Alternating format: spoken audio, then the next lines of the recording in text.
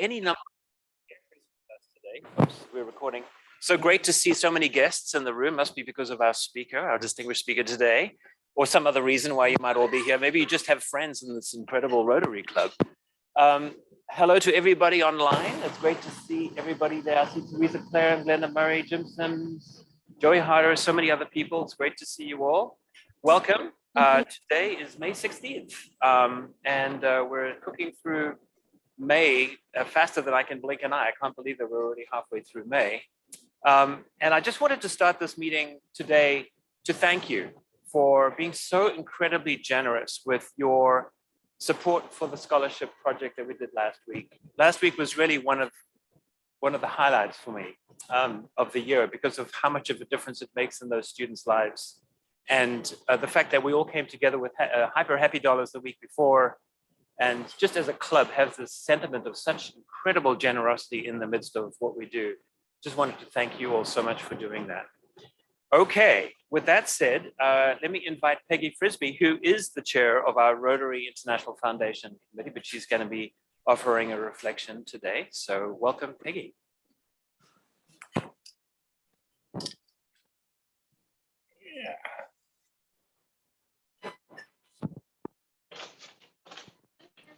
Well, good afternoon.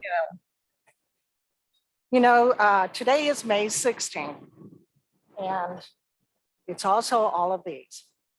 It is International Day of Light, International Day of Living Together in Peace, National Do Something Good for Your Neighbor Day, and National Love a Tree Day. Although it's also a day for honoring sea monkeys and mimosas. So, and I left a lot others off. I especially like, of course, the four I just mentioned.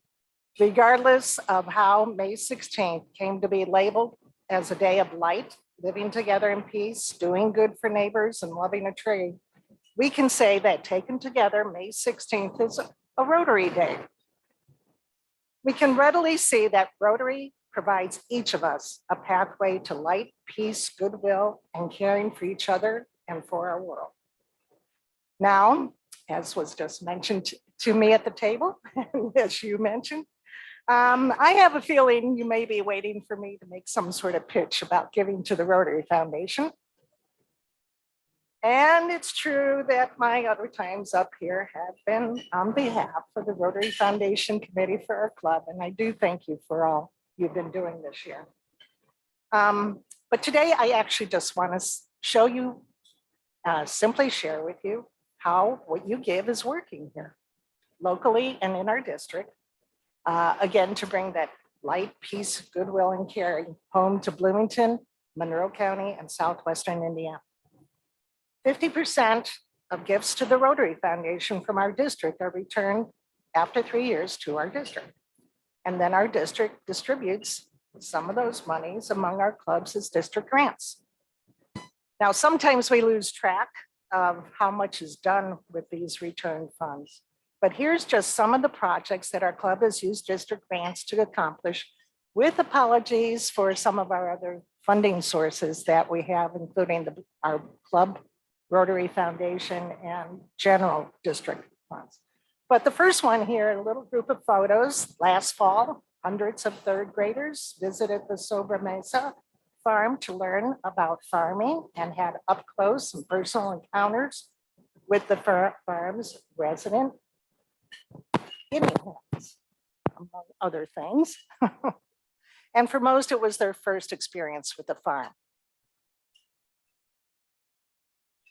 A year ago, we supported and helped out at the Lotus Blossoms World Bazaar, the annual multicultural hands-on arts, music, language, and international crafts event for kids young and old. And there, you always gotta love photos of kids. And then sometimes older kids.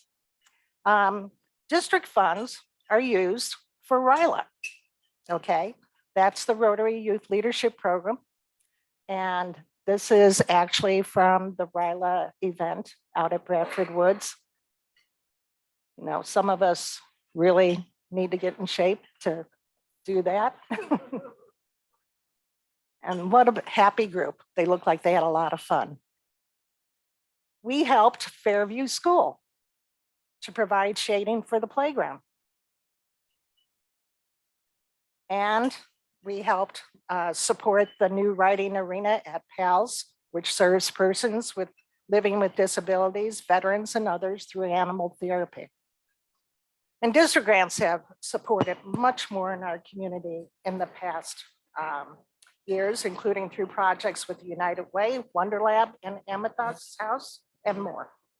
And as recently announced, we have received a new district grant for the coming Rotary year to work with the Friends of Lake Monroe to increase local awareness of the importance of Lake Monroe and its watershed and protecting its water.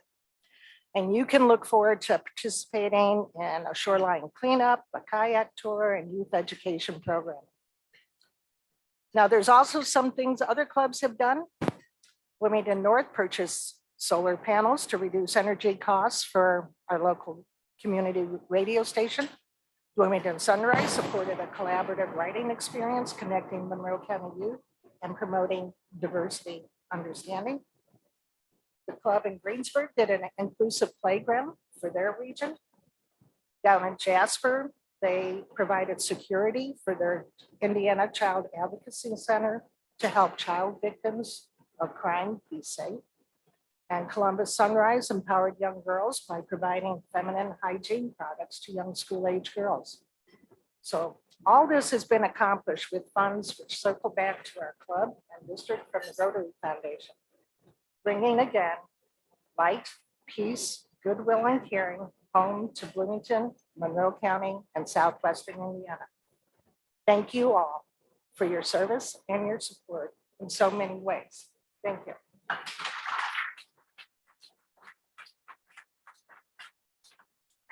Yeah. Thank you so much, Peggy. It's really great to see how much leadership you've provided to this organization over the years. And thank you so much for everything. And to all, likewise, for your support of these incredible projects. Okay, a few announcements here. Birthdays. We've got 3 birthdays to celebrate. Teresa Clare, I believe that she's online. So happy birthday to Teresa Clare, May 15th. That was yesterday. Marcus Whitehead is tomorrow, May 7th. And then Alice Zolman is May 20th. So happy birthday to all 3 of them. There are no member anniversaries, but we have a special announcement to make about one of our members, Jim Harvey. Jim Harvey has been away from this club physically, but he's been online for 3 years and 2 months, and this is his return. So welcome back.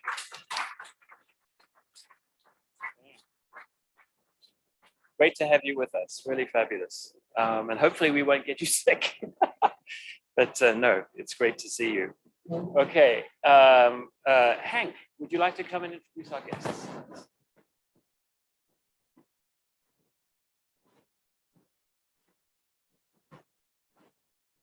Good afternoon, everyone's so quiet.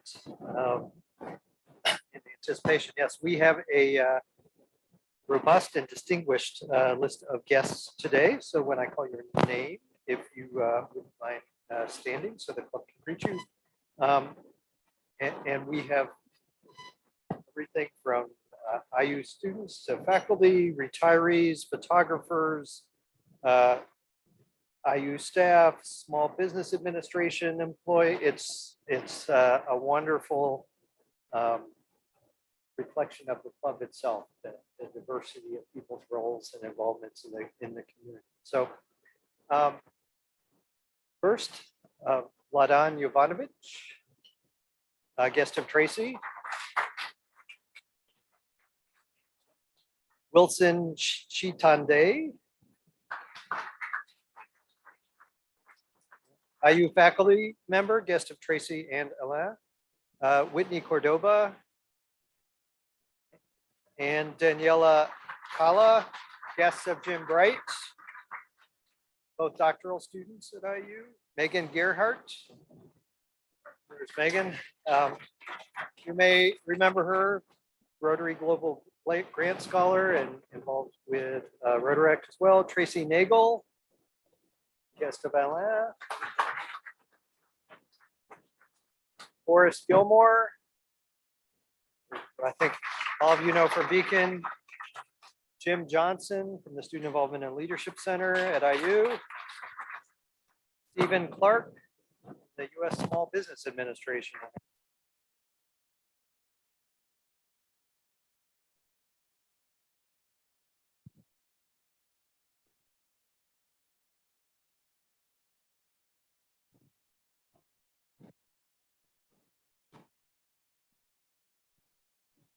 We can't hear online.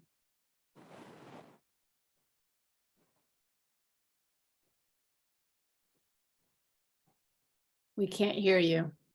Can you hear me?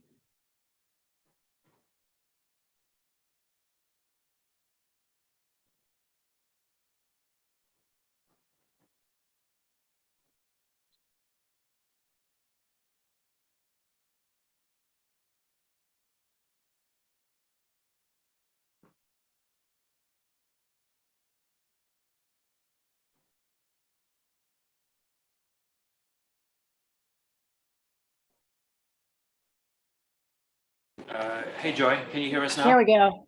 Okay, so we're going to use the microphone. Thank you. We're going to use the microphone on the laptop here, which means that you won't hear anything, but at least you can hear me. So Okay. yes, so go ahead, Joy. Do we have any guests? We have, I believe, one guest. I hope I'm putting him in the category. Donald Kapouch. who Oh, is good. joining us. Yes. He's a member. Yeah, yeah. Oh, he's a member. I'm so But sorry. it's great, Don, it's great to have you with us. Thank Glad you're you. here, Thank Don. you. And Joy, the audio was down for how long? Just a minute or so. Okay, good. So we'll just keep going with this then. Okay, Thank you, thanks. thank you. Okay, so Stephen Clark, I'm going to invite you up to the podium to tell us about disaster relief. Stephen Clark is from the U.S. Small Business Association. Yes, thank you very much for the opportunity to speak with you for a couple of minutes. My name is Stephen Clark. I am from the U.S. Small Business Administration Office of Disaster Recovery and Resilience. We are in Indiana because of a presidential disaster declaration, primarily in this part of the state involving Monroe, Owen, Morgan, and Sullivan counties, which had damage from severe storms and tornadoes on March 31st and April 1st. Where the SBA comes in, we would suggest people can apply for immediate assistance from FEMA if they've had physical damage, and they can help you with immediate having a roof over your head and those kind of concerns. The SBA is the largest source of disaster relief funding. We have low interest disaster loans. We have these for businesses, but also, I guess, what might not be very well known for private nonprofits, for homeowners and renters. So if you've had physical damage to your home, your real estate, or the contents of your home or the contents of a rented premises, we have low interest disaster loans for you. Homeowners can borrow up to $200,000 for real estate, homeowners and renters up to $40,000 for personal property. This could include damaged motor vehicles. On the physical damage front for nonprofits and businesses, we have a $2 million statutory loan limit. We also have economic injury disaster loans for private nonprofits and for businesses. This does not require the demonstration of any physical damage, merely that you've had a reduction in revenue due to the storm. We have no application fee, no obligation to take the loan, no prepayment penalty, and for the first year, there's no interest accrual and no required payments. And I guess the final point I would like to add is that particularly for homeowners and renters, we're encouraging people and for businesses not to wait until you've received an insurance settlement to apply. The SBA will loan you the full amount of your loss up to our statutory limits before you get an insurance settlement. Then when you receive it, whenever that takes place, you would use those settlement funds to pay down or pay off the SBA loan. And then you won't have to wait around for a long time. And you may even have some more leverage with your insurance company. I have flyers. I have a fact sheet. If you want more information about how to apply, come over to me after the meeting. I will be here and be able to answer questions. I thank you very much for your time this afternoon.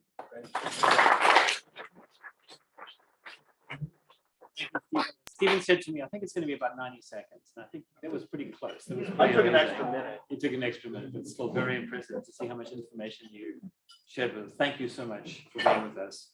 Okay, a few more announcements that I want to quickly make about the club. So we're actually going to put up a slide here of polio. We've not spoken about polio for a few months. And I thought I would dip into some information. The information that I'm going to share is all very, very good. So basically, as of today, this week, there were only 2 environmental polio cases worldwide. It's pretty phenomenal. And the vaccine-derived cases that we were talking about last year in New York and various other places that were picked up in the sewage have also radically reduced as well. And so there were only 11 cases of the vaccine-derived polio that have become that we're aware of worldwide. And I want to quickly just point out that as far as the wild virus goes, in 2022, there were 30 cases. So far this year, there was 1. Isn't that amazing? So thanks to Rotary and everything that you do to support Rotary and everything that we're doing as a worldwide organization to eradicate polio. That's just remarkable, absolutely remarkable. Okay, we have a spring celebration happening. I think I mentioned this last week, but I now have a slide to show you, and you will get an email this afternoon. I'm going to invite you to click on the link and sign up and join us on June 13th. That's a Tuesday. It's in place of our Tuesday meeting here. We will not be meeting for lunch. We'll be meeting over at the Wonder Lab, at Wonder Lab between 6 and 8 that evening. Very welcome to bring your family and friends. Kids under 18 are free to join us as well. So please make sure that you tell your friends and bring as many people as possible. This is something that we're going to be sharing with our friends at the other Rotary clubs in Bloomington as well. So hopefully there'll be a really strong turnout there. So that's to put on your calendars. I want to mention also that Habitat for Humanity, the Charlotte Zietlow House, is being celebrated this coming weekend. On Saturday, I'm going to be sharing information with you on email about this afternoon as well. So we have, the house is called Laura's House, and it's a family with Laura and her 2 kids, Zoe and Eric, as well as her mother. And they will be moving into their house very soon. And this coming Saturday, the 20th, from 4:30 to 5, there'll be a big celebration at the house at which you're all invited. So please make a note of that as well. On Thursday, Connie Chikalis and Sally Gaskell are singing a song at the Brown County PTO concert at 5 p.m. It's a free concert for that community. So service above self in different ways. Remember that Michael Shermis is seeking ideas about programming all these phenomenal programs. Every time I say Michael Shermis and programming, I want to give him a big round of applause.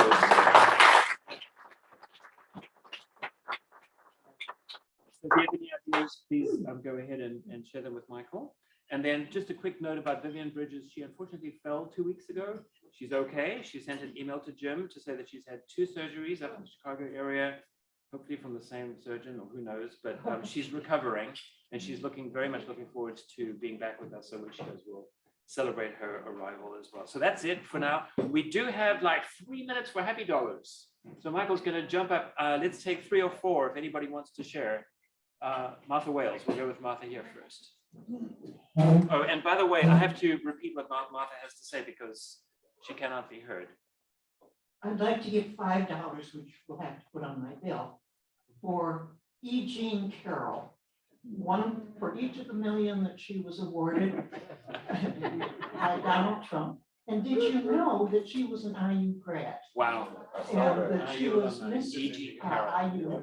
And then she $5. was also Miss Cheerleader representing Indiana University. Judy Schroeder is responsible for my happiness. That's fantastic. So E.G. Carroll, $5 in celebration of the award that she received. She will be receiving as a result of the court case. I have $10. I've been asked to give the graduation speech at the Trinity Medical College of Medicine in Atlanta, Georgia. Great. Third. Phil Eskew is going to be giving a graduation speech at the Trinity College in Georgia. That's Yeah, I'd like to give $20. I know Peggy won't do the plug for the Rotary Foundation, but I certainly shamelessly will.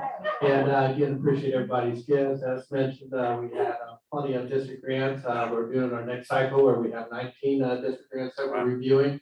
And so certainly every dollar contributed goes right back to the community. That's great. And again, the great news on polio is they are talking the end game now. So fantastic things that are coming out of the That's great. foundation there. So that was Lance Everly celebrating the district grants, the number of, and how there were 16 applications? 19 applications, wow. But I believe that we're through it now. Are we through that cycle? Oh, we've got, okay, right. Okay. Sally, Peggy. I'm actually not gonna say anything about the Rotary Foundation. But I'm gonna instead say I wanna give $20 because I have a brand new granddaughter who is joining her two brothers who are ages 10 and 12. Oh my goodness, that's great. So Peggy Frisbee has a granddaughter. That's great. Congratulations. Okay, let's go to somebody. Judy, Judy, would you be the last person? Well, I have $10 for the polio plus. There's a new pin that I'm wearing, and it's $100. You get this pin and you join the polio club. Great, so join the Polio Club and get a pin. Well done. Thank you, Judy. And Judy, thank you for your leadership as well. Thank you. Anybody online would like to share something? Raj, anything you want to share with us? Anybody else? I think we're, yes. Hi, Raj. Well, I will share with you my happy moment in joining you every Tuesday. And for that reason, I give $10. That's great. It's great to see you, Raj, as always. Good. Well, let's move on here. I'm just going to thank a few people. Winston Chantel, thank you so much for greeting everybody at the door today. Hank Walter, likewise. Joy Harder online. Peggy, you know who you are.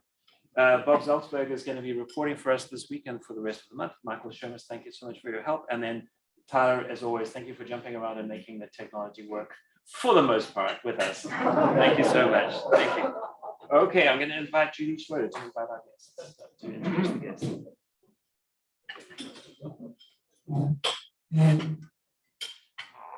You have a treat in store for you this afternoon. When Michael Shermas recruited me for the program committee, I said to myself, we've got to have Kyle Adams. So I wrote an invitation to Professor Adams, and Kyle responded, he'd love to be with us. I love people who don't put on airs. Kyle is the chair of IU's music theory department, the Jacobs School. And he is what I'd call a Renaissance man because his two areas of expertise are 16th century music and hip hop. At Many University, I heard his presentation, and that's why I knew he had to come here today. Kyle, although he's from South Florida, he did all of his education in New York City with a bachelor's and master's in piano from Mannes School of Music, and then earned his doctorate at the City University of New York. He has been here for quite a long time and he has two lovely daughters who are, one is a teenager, but he says she's still extremely nice and good. So I heard this at Many University. It's called Rap and Race, and I know you have a treat in store for you. So here's Kyle, not Professor Adams.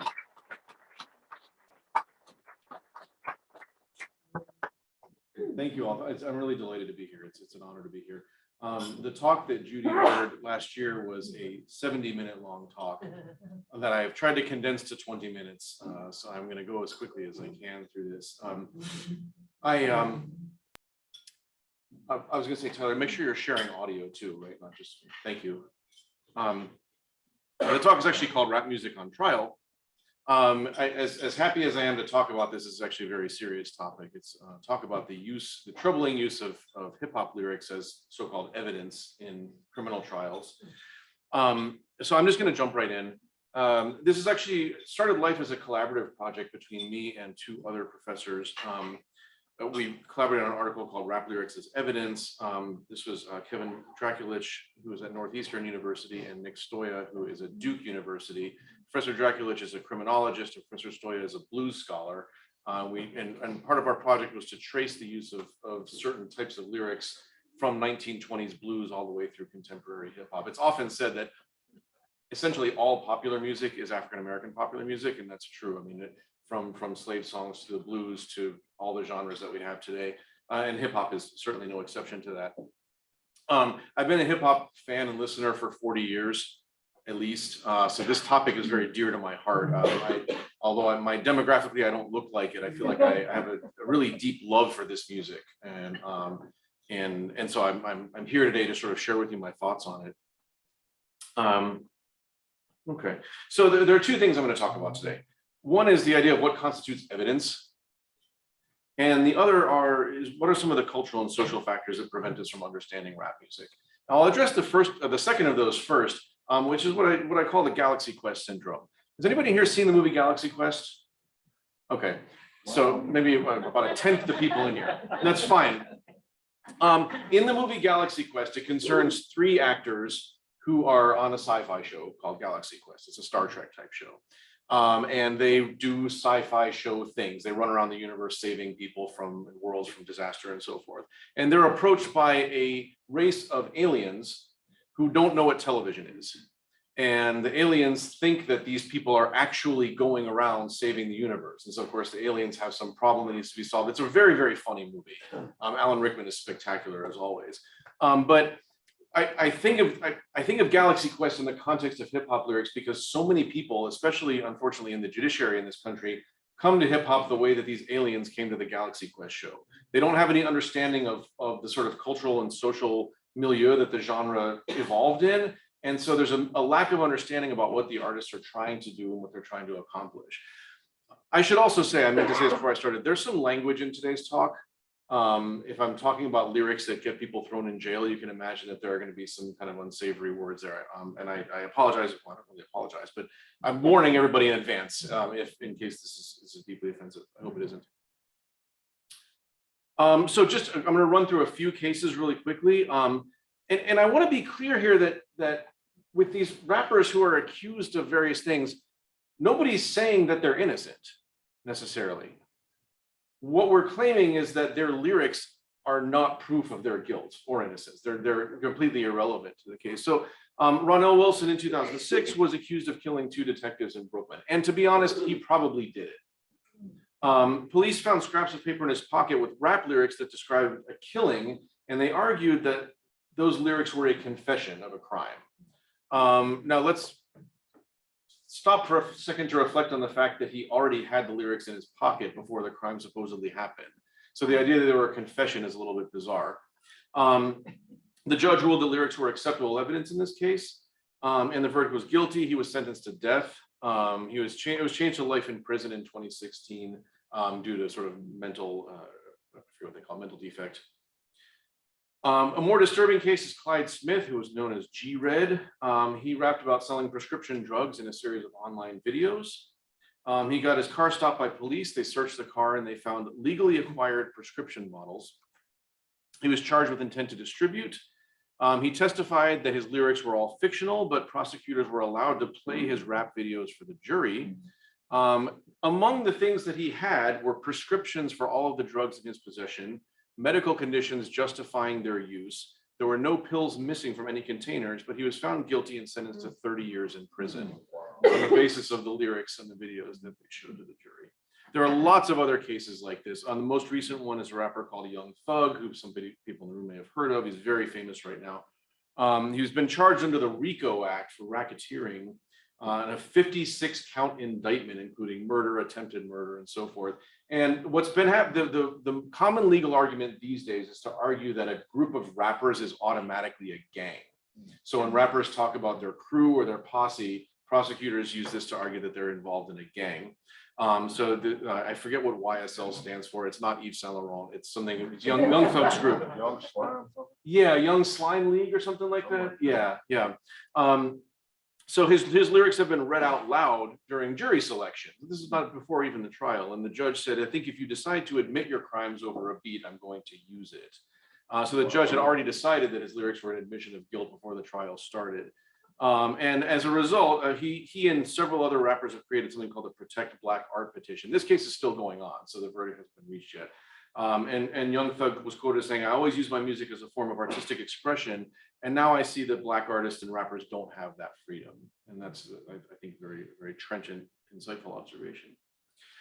So one of the most common arguments I get when I talk about this subject, central claims first. Yeah. So one, the legal focus on rap is racially motivated. That's one of our central claims. And the other one is that to understand rap, you have to understand what we're calling lyric formulas, which are generic lyric prototypes that rappers use in a variety of different situations. And those are the things that go all the way back to the blues. I'm not going to have time to talk about the blues today, but that's where this sort of comes from. Okay.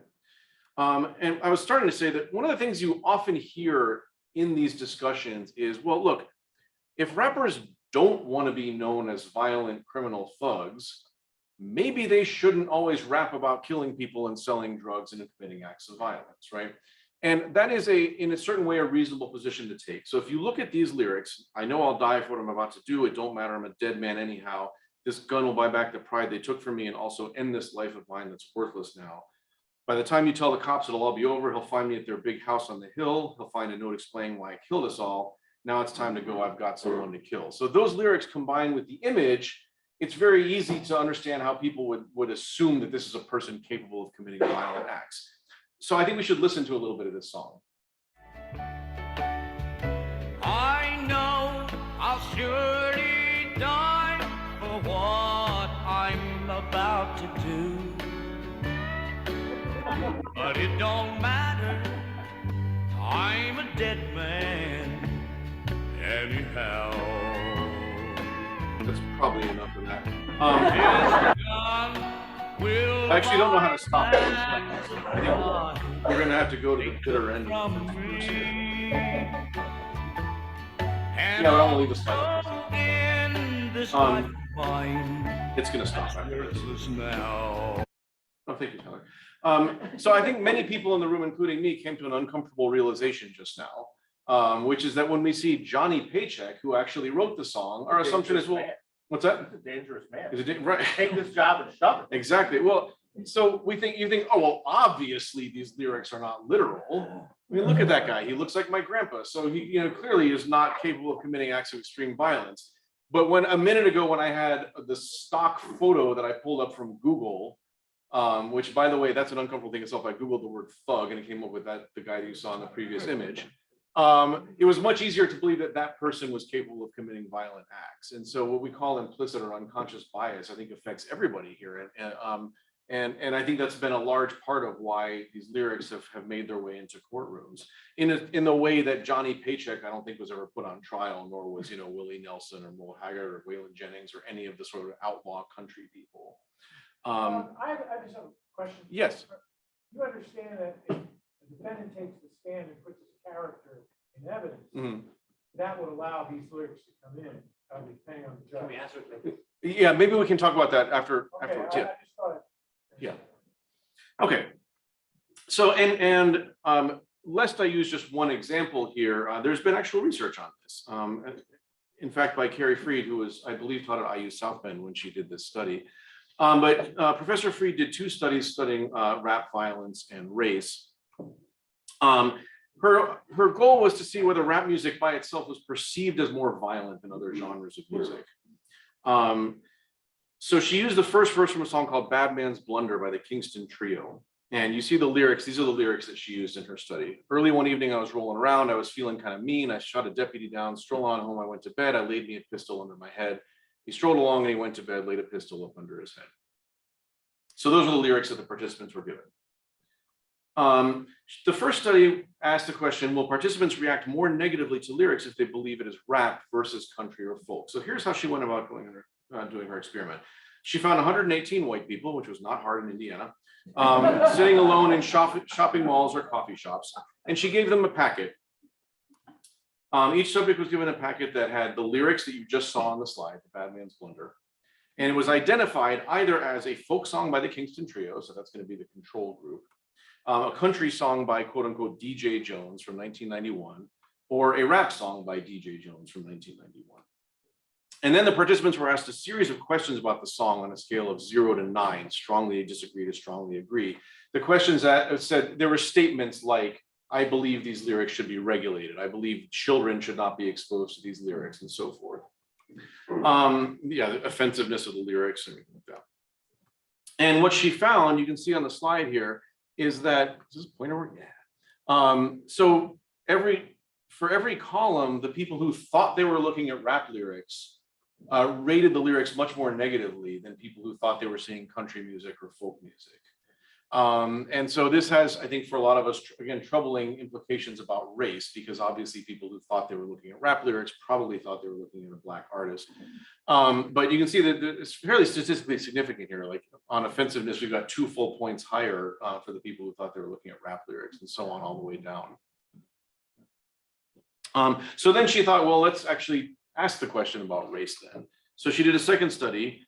Will participants react more negatively if they think the artist is Black rather than white? So she found 80 more people, different people from the first study, gave them a similar 2-page packet. Here, there was no identification of the genre. Instead, they were given the lyrics and a picture of the artist, which was either a young Black man or a young white man. And you can see descriptions of the artist here. They were all stock photos from insurance ads. Both were chest and head shots of young men with short haircuts. They were wearing sport coats over t-shirts, and they're both independently rated equally attractive.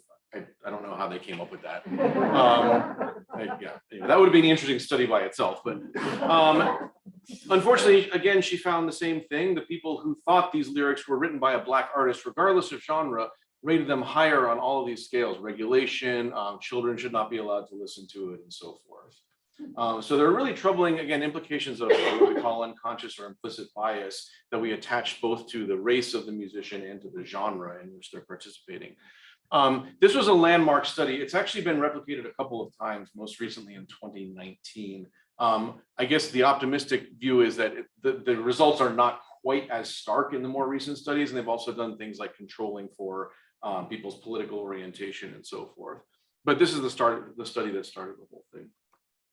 Okay, so what are some possible reasons here?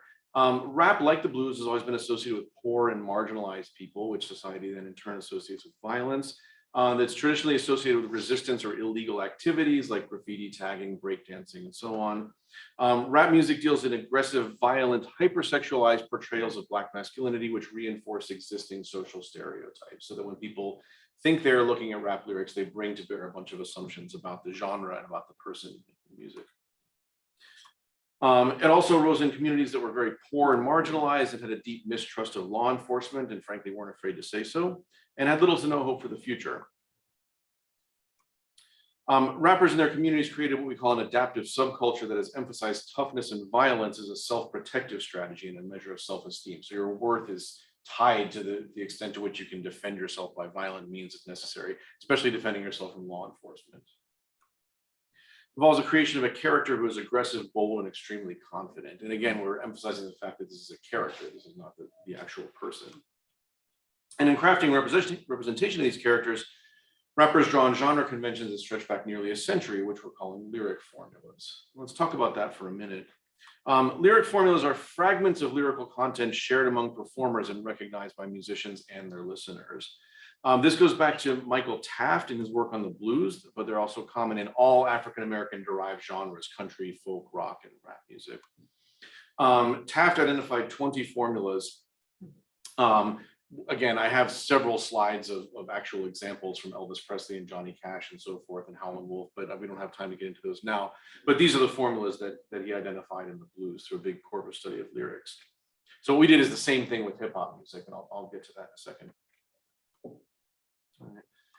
In rap music, one of the things to note is that rap originated as an improvised art form we call freestyling, relying on stock topics that people could use in a variety of different situations. So some of you throw your hands in the air and wave them like you just don't care. I mean, these are things that were used over and over in freestyle battles and community performances. KRS-One or Chris Parker, who's a landmark rapper from the 1980s, said, "The rhyme you've written is written for any environment, so you can interchange words. You can use the freestyle ability on top of a written piece." In other words, you write sort of generic lyrics that you can then insert the person that you're rapping to or the situation that you're in, and so on. Paul Edwards, in his book How to Rap, identifies braggadocio or battling as one of the most popular topics in early rap, and that's going to become significant in just a second here. The rapper Murs, his name is Nick Carter, says, "When you're a young black male in America, you feel powerless, you feel like you don't have a voice, you feel disenfranchised. So when you get the microphone, you just want to pump yourself up." I think that's where all the bravado comes from and where all the braggadocio comes from. Again, this sense of creating a character who's aggressive, defensive, and hyper masculine. So we divided braggadocio or battling into 3 subcategories, which are pretty easy to understand. There's first person, which I'm the best; second person, I'm better than you; and third person, I'm better than everybody. And we had one more type of brag, which is a sexual prowess brag, which is self-explanatory. All of the brag topics use hyperbolically violent metaphors, but their function is to boast about the MC's prowess versus his or her contemporary. So the idea is that you create these bragging raps about how much greater you are. And one of the ways in which you do that is by creating these, I will inflict violence on you. If you listen to rap from the 1980s, you get countless examples of the microphone is my gun, it's my weapon, I'm going to use it to battle other rappers. So these metaphors of battle and violence go all the way back to the earliest days of hip hop music. I'll give you a couple examples. This is Big Daddy Kane from 1988. And what I've done is I've labeled the brag topics on the left-hand column. So the third person, the second person, and so forth. I think we have time to listen to this. So there we go. Oops. Rappers stepping to me, they wanna get some, but I'm the Kane, so yo, you know the outcome. Another victory, they can't get with me. So pick a BC date, cause you're history. I'm the authentic poet to get lyrical. For you to beat me, it's gonna take a miracle. And stepping to me, yo, that's a wrong move. So what you on, Hobbs? Dope or dog food? Competition, I just devour. Like a pit bull against a chihuahua. Cause when it comes to being dope, hot damn, I got it good. Now let me tell you who I am. The BIGDADDYKANE. Dramatic, Asiatic, not like many. I'm different, so don't compare me to another. Cause they can't hang, word to the mother. At least not with the principal in this pedigree. So when I roll on your rappers, you better be ready to die because you're petty. You're just a butter knife, I'm a machete. This made by Ginsu, wait until when you tried to front so I can chop into your body. Just because you try to be basing, Friday the 13th, I'ma play Jason. No type of joke, that game, puzzle, or riddle. The name is Big Daddy, yes, big, not little, so define it. Here's your walking papers, sign it, and take a walk as the Canes start to talk, cause One of the reasons I wanted to show you these lyrics is that there's so many obvious metaphors in this. He doesn't actually think that he's a Ginsu knife or a machete or that he's Jason from Friday the 13th. I mean, you look at these lyrics and it's clear that what he's talking about is battling other rappers. And he's using ridiculous metaphors like him being a pit bull and the other rappers are a chihuahua, right? And having owned a chihuahua, that's not an actual accurate metaphor. I'd rather do it the other way around. They're just vicious, evil little dogs. So 2 weeks after Big Daddy Kane released Ain't No Half Step, and NWA came out with Straight Outta Compton. This was a landmark gangster rap album, okay?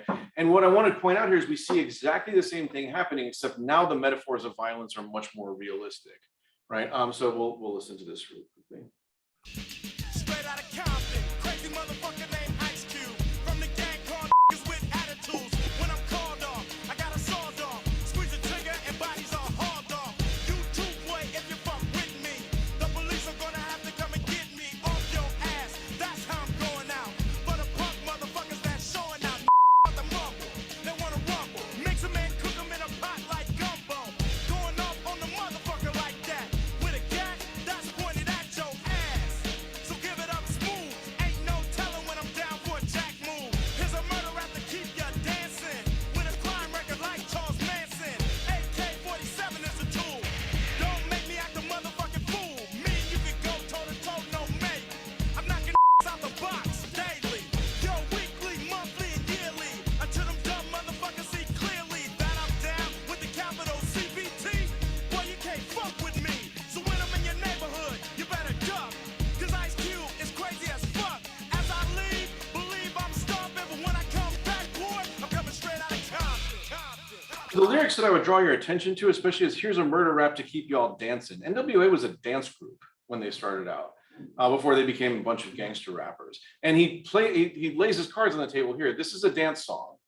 And that kind of puts everything into a little bit more perspective that he's speaking metaphorically. I mean, he doesn't actually intend to mix other MCs in a pot like gumbo, nor does he actually intend to kill people with an AK-47. There was a famous meme that went around several years ago that had Ice Cube, the rapper, next to Bill Cosby, and it said, you know, in the 80s, if you showed somebody these two pictures and said one of them would be in jail for sexual assault, they'd probably get, and the other one would be making children's movies, people would probably get it wrong.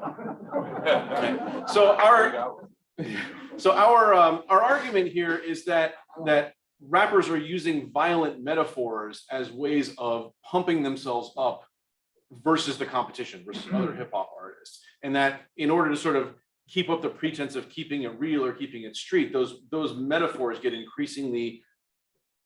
increasingly more realistic portrayals of violence, but they're still metaphors. Okay? And a couple there was from Wu-Tang Clan, picture bloodbaths and elevator shafts like these rhymes, okay? Or 50 Cent, if the flow don't kill you, the Mac will. In other words, my rapping is gonna kill somebody, right? Market forces made the gangsta topics very popular. What that means is that 12-year-old white kids like me started buying this music. And so record labels started promoting this kind of gangster rap music. I mean, that's literally what happened in the early 1990s. Okay. So we did a massive corpus study. We took the Anthology of Rap by Bradley and Dubois. There are 259 rap songs from 40 years of music at that time. We found 20 lyric formulas, and here they are. The brag topics, which I've already talked about, things like party ID, which is just naming yourself, socio-political rap, Black history, philosophical, spiritual, and so on. And what we found was that, so we have over 16,000 lines of text in the songs. Of those, first person brags were 24%, more than double the next common non-brag topic.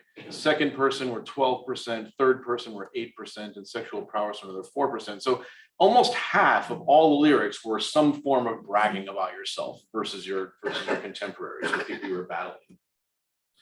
Okay. And the significance of this is that the brag topic is central to rap across its entire history. And so the idea of making metaphorical statements about how amazing you are and how you're going to inflict violence on other people is a part and parcel of this genre of music.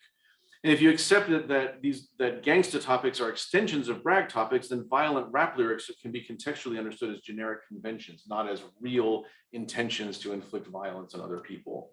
Trisha Rose, who's one of the greatest hip hop, probably the greatest hip hop scholar living, said, quote, "The assumption that rappers are creating rhymed autobiographies is the result of the rapper's own investment in perpetuating the idea that everything they say is true to their life experience, and the genre's investment in the pretense of no pretense.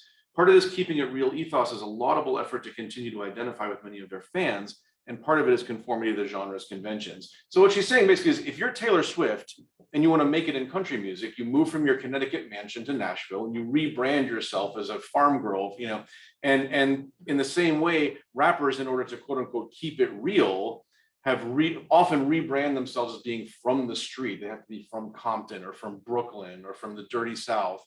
And they have to engage in what she calls the pretense of no pretense, the pretense that what they're saying is actually true to their life experience.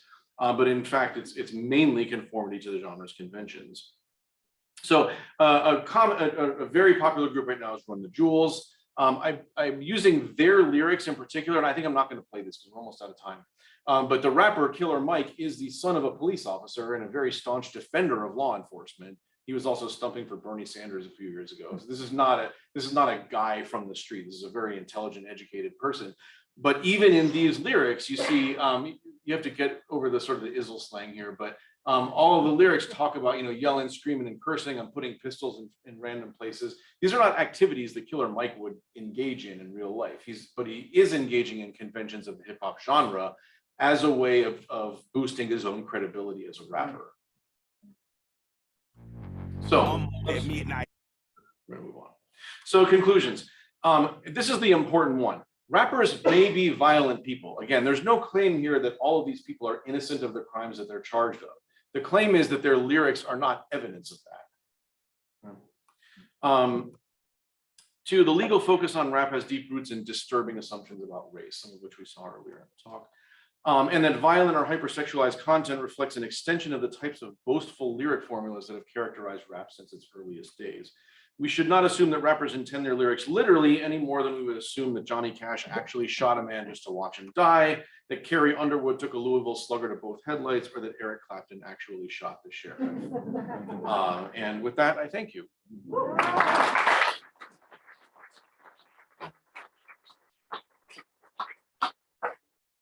Sure. So we have about 5 minutes. So we're going to make this a quick back and forth between people, and I'll watch the time. Okay, sure. There was a question back there earlier. I don't know if we should get back to that first. Right?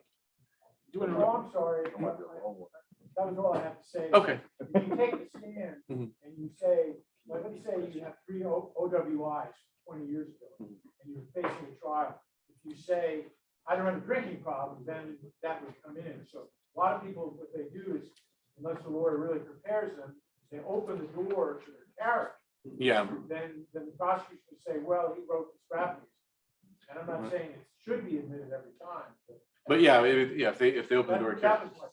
Yeah, that's a fair point. Thank you for bringing that up. Again, I did this in collaboration with a criminologist. So the imposter syndrome was big with me here in terms of the legal aspects of it. I was brought in as the hip hop scholar, but again, there are some, especially younger rappers who are deeply invested in really looking like they're walking the walk. And so they will actually inflict acts of violence in order to sort of prove themselves. But that's a thing that in my opinion, needs to be proven separately from the fact of their lyrics or their songs. Yeah. Other questions? Yeah. Are you familiar with the genre horrorcore? A little bit, not much. Oh, okay. I was just kind of wondering, like, why that particular genre doesn't get like the negative rap, or they try to bring in some type of legal penalties or anything from people from that genre, because specifically they're talking about like mass murder and all kind of different things like that. So I don't understand why one type of genre is taken more seriously than the other one, even though, like, I guess it's more horror movie style, but still it's like some of the same things are being said, and even more on like a higher level in terms of gore and stuff.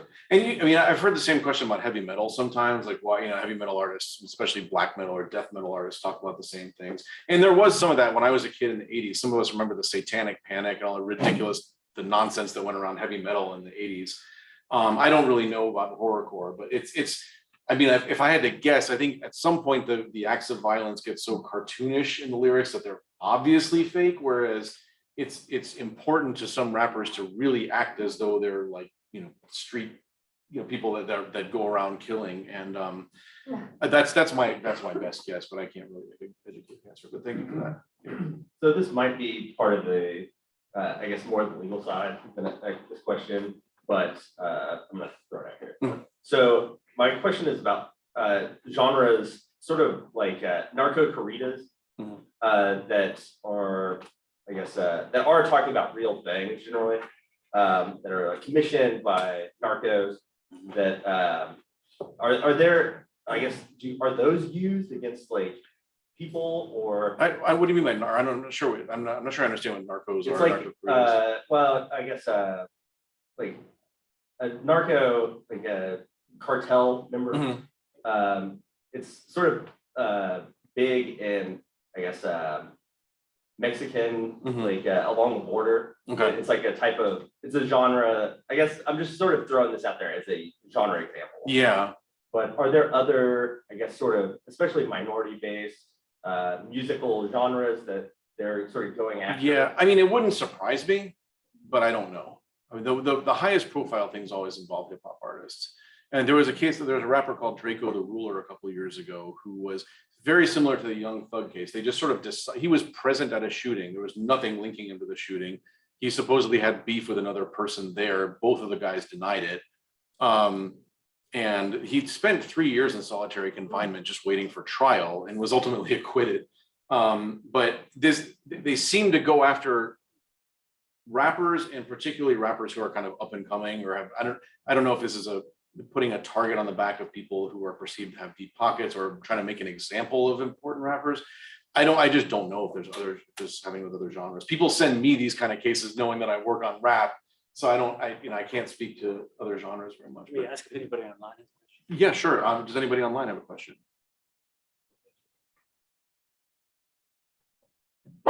In I that might case, have a quick one. Uh-huh. I think we need the microphone. Sorry, Jim Sims. Jim Oh, sure. Sims, go Yes. ahead. Oh, sorry. I Hi, just can you hear me? yes. Yes, first of all, thank you very, very much for that presentation. Very, very interesting. But I think a big part, and maybe you can answer this, it's clear that a lot of those definitions or perceptions are biased. And it's pretty clear that if it's used as fake evidence, it's biased. So how long do you think we, before a society, be able to decipher and eliminate that bias? Did that make sense? That makes, yeah, it makes sense. I wish I had an optimistic answer to your question. I mean, it honestly seems to be getting worse. Yes. I mean, with the Young Thug trial is just absurd. And I said this in the answer to the gentleman's question a minute ago too. What seems to be happening more and more is they're going after rappers, more and more high profile people. And I don't think that's an accident. I mean, I think they're trying to make example of a lot of these people. So if your question is when is this going to change, I don't have a very good outlook on that, unfortunately.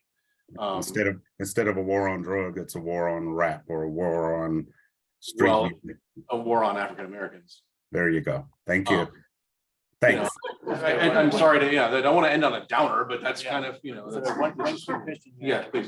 quick question. I was wondering, is there any data about the criminality rate between, I don't know, rock and roll musicians, heavy metal, folk? Yeah, I know that's I don't know. And partly I feel like if there were, the question was, is there data about relative rates of criminal activity among musicians in various genres?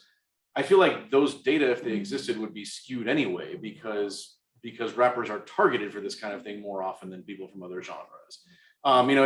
It's so funny to me that something like sex, drugs, rock and roll is a slogan that everybody seems to celebrate. At least one of those three things is an illegal activity, right? And people seem to turn a blind eye with rock and roll musicians, or it's just kind of shrugged like, oh yeah, that's the genre. But with rappers, it seems to be a different story. So I don't know. There's a horrible graph that's actually used as an example of how to do bad statistics, where you can see how it's the relative age of death of musicians from various genres. And so, classical is like, 117, and rock and roll is this, and pop is this, and folk is this, and then hip hop and rap is down here at 28 or something like that. And it's often used to say, look, rappers are so violent that they die much earlier than other genres. Well, the reason that's ridiculous is because most rappers are still alive. The genre is only 50 years old. So even the earliest practitioners of rap haven't died yet. So of course, the rappers that have passed away have done so at a younger age than people from other genres. Even if they had those kind of data, I would be really skeptical. Again, because it's not just a matter of who's been convicted, but who's gotten accused in the first place. I think unfortunately we have to stop. Thank you.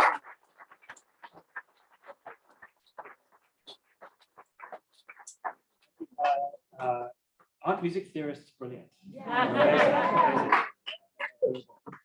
We support HealthNet for this quarter, which is a service in Bloomington that we do in celebration of all of the guests that we have. So Kyle, thank you very, very much. And I'm reminded you'll hear the four-way test coming up at the end that we say with each other. And I'm feeling more and more that the four-way test is so appropriate for the talk that you've just given. So thank you so much. Next week, we will be meeting here. It will be the final club assembly of the year. And so I'm inviting you all to please come. It's going to be a great time where we talk about what's happening in the club, all the committees, your participation in the club, some feedback, and a whole lot of other fun things. So looking forward to seeing you. And with that, I think we'll just celebrate the 4A+1 test. So please stand if you may. Of the things we think, say, or do, first, is it the truth? Third, will it build goodwill and better friendships? Fourth, will it be beneficial? All concerned. And fifth, is it fun? Thank you. Thank you all. We'll see you next week.